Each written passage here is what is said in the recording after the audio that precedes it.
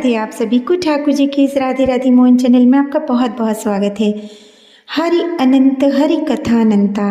भगवान श्री हरि की उनके भक्तों के साथ बहुत सारी कथाएं हैं। प्रभु लीलाधारी हैं और वो अलौकिक लीलाएं करते ही रहते हैं और अपने भक्तों पर सदा ही कृपालु रहते हैं। इसी प्रकार से उनके भक्तों के साथ उनकी बहुत सारी कथाएं हैं। उनमें से एक कथा ये भी है कि एक बार बहुत समय पहले की बात है, नारद मुनि मृत्युलोक में भ्रमण कर रहे थे और भगवान श्री हरि का नारायण नारायण जप करते हुए वो विचरण कर रहे थे। तभी उनकी दृष्टि एक मोची पर पड़ी जो भगवान श्री हरि के संकीर्तन में बहुत ही मन से लगा हुआ था और वो लगातार भगवान के नामों का जप कर रहा था।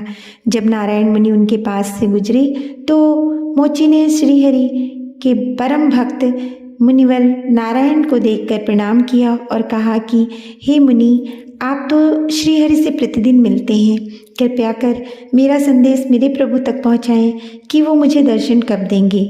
नारद मुनि ने उनको आश्वासन देते हुए नारायण नारायण का जप करते हुए आगे चल पड़े। आगे चलकर वो एक वन से गुजरे और वहाँ उन्होंने देखा कि एक साधु भी तपस्या में लगे हुए हैं और भगवान श्री हरि के नाम का जप कर रहे हैं।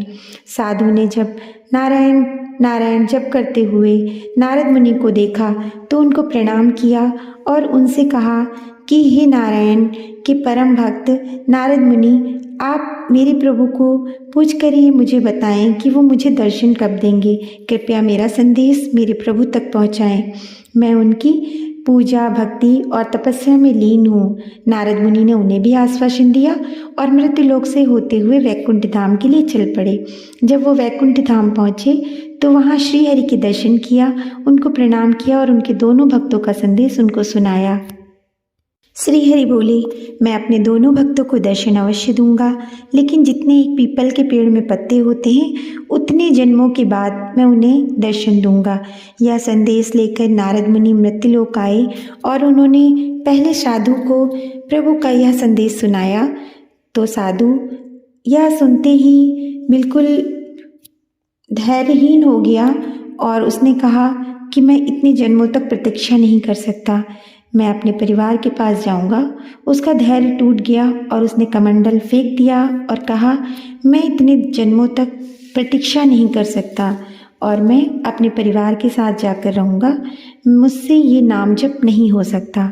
नारद मुनि आगे बढ़े और विचार करने लगे कि जब ये साधु है और ये इतना ज्ञानवान है और इसने इस प्रकार से इतने दिनों की तपस्या को छोड़ दिया तो मोची का क्या हाल होगा।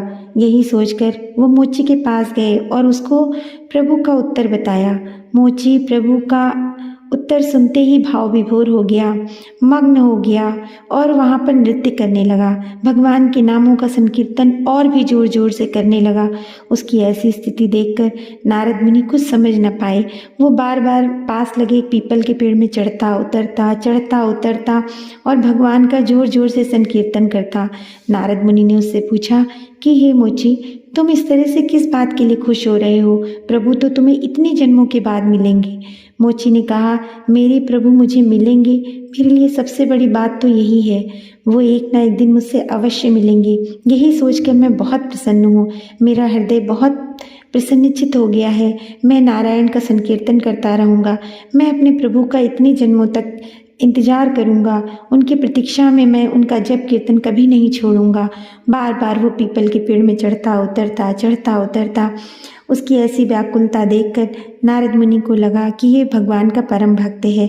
और फिर अचानक से वो मोची, उसका पैर पीपल के पेड़ पे चढ़ते समय फिसल गया और वो नीचे गिरने लगा।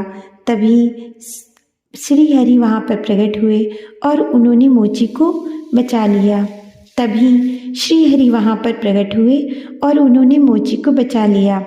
इस तरह से नारद मुनि ने जब देखा कि प्रभु तो इतने जन्मों के बाद मिलने वाले थे और अचानक से इतनी जल्दी कैसे प्रकट हो गए, उन्होंने पूछा, भगवान आप तो इतने समय बाद आने वाले थे, इतने जन्मों के बाद इसको दर्शन देने वाले थे, अब आपने इतनी जल्दी इसको दर्शन कैसे दे दिया?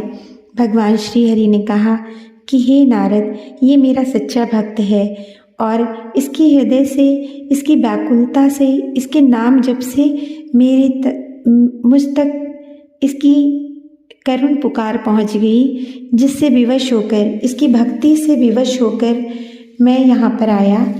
इसने मेरा संकीर्तन इतना हृदय से किया, इतने भाव से इसने मुझे पुकारा कि मुझे इसको दर्शन देने आना पड़ा। ये मेरा अनन्य भक्त है। इस प्रकार से एक मोची ने भगवान की श्री हरि नारायण के दर्शन प्राप्त किए। और इस संसार में भगवान के संकीर्तन को यदि हृदय से किया जाए तो प्रभु उस भक्त की सभी मनोकामनाएं पूर्ण करते हैं और उस पर सदा कृपालु रहते हैं। अगर आपको ये कहानी अच्छी लगी हो तो कृपया चैनल को लाइक से सब्सक्राइब जरूर करें। श्री हरि की कृपा आप पर बनी रहे। राधे राधे।